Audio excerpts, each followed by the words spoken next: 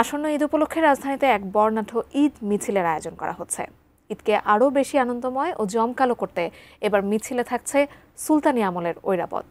এমনই এক বার্তা জানালেন যুব ও ক্রীড়া উপদেষ্টা আসিফ মাহমুদ সজীব ভূঁইয়া। এছাড়াও আরও কি কি আয়োজন থাকছে সেই মিছিলে, বিস্তারিত থাকছে জান্নাতুন নাহার জেরির ডেস্ক রিপোর্টে।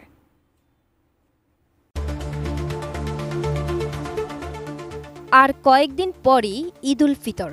এই ঈদকে ঘিরে স্থানীয় সরকার বিভাগ, সংস্কৃতি মন্ত্রণালয় এবং ঢাকা উত্তর সিটি কর্পোরেশন পুরো দমে এই ঈদ মিছিলের প্রস্তুতি নিচ্ছে। যুব ও ক্রীড়া উপদেষ্টা আসিফ মাহমুদ সজীব ভূঁইয়া জানিয়েছেন, সুলতানি আমলের ঈদ মিছিলে থাকবে ঐরাবত। বুধবার এক ফেসবুক পোস্টে আসিফ মাহমুদ এ তথ্য জানিয়েছেন।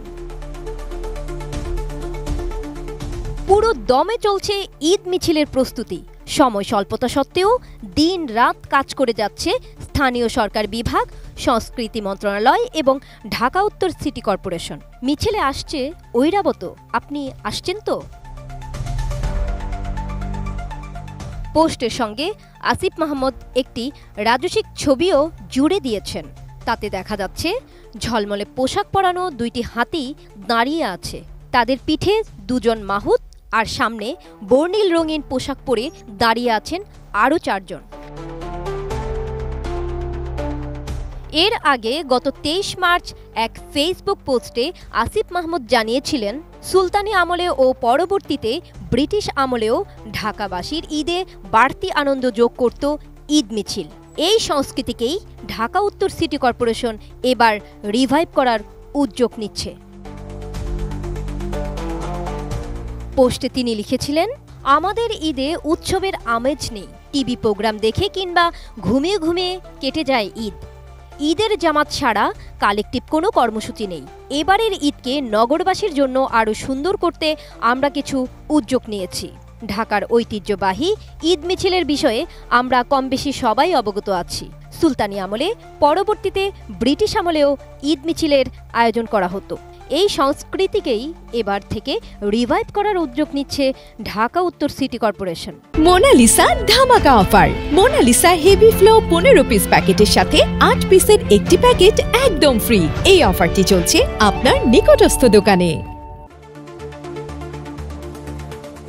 পোস্টে তিনি আরও লিখেছিলেন, এই উদ্যোগের অংশ হিসেবে চীন মৈত্রী সম্মেলন কেন্দ্রের পাশের মাঠে, যেটা বাণিজ্য মেলার পুরাতন মাঠ, সেখানে ঈদের জামাত হবে।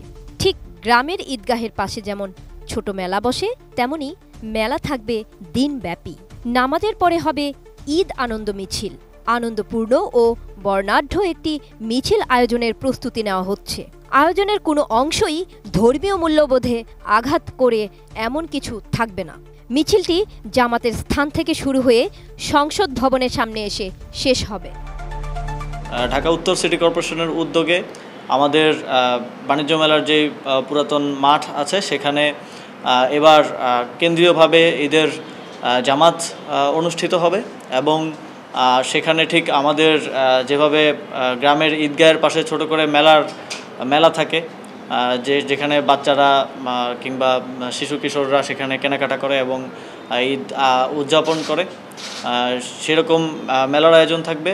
একই সাথে আমরা আমাদের যেই পুরাতন ঐতিহ্য, সুলতানি আমলেও হয়েছে সর্বশেষ 1800 সালের দিকেও এই অঞ্চলের মানুষ ঈদের নামাজের পরে একটা ঈদ র্যালি করতো, ঈদ মিছিল করতো।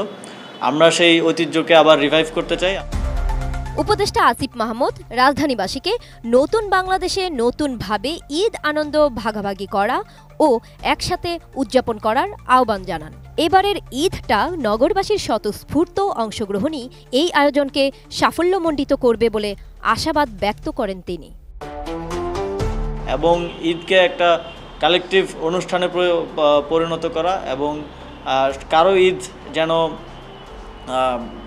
বোরিংভাবে না কাটে, কারো ঈদ যেন ঘরে বসে ঘুমিয়ে কিংবা টিভি দেখে না কাটে, সবাই যেন একসাথে আমরা ঈদকে সুন্দরভাবে আয়োজন করতে পারি। সেজন্য আমাদের এই আয়োজনে আপনাদের সকলকে অংশগ্রহণ করার আমরা উদাত্ত আহ্বান জানাচ্ছি। জান্নাতুন নাহার জেরি, ATN নিউজ।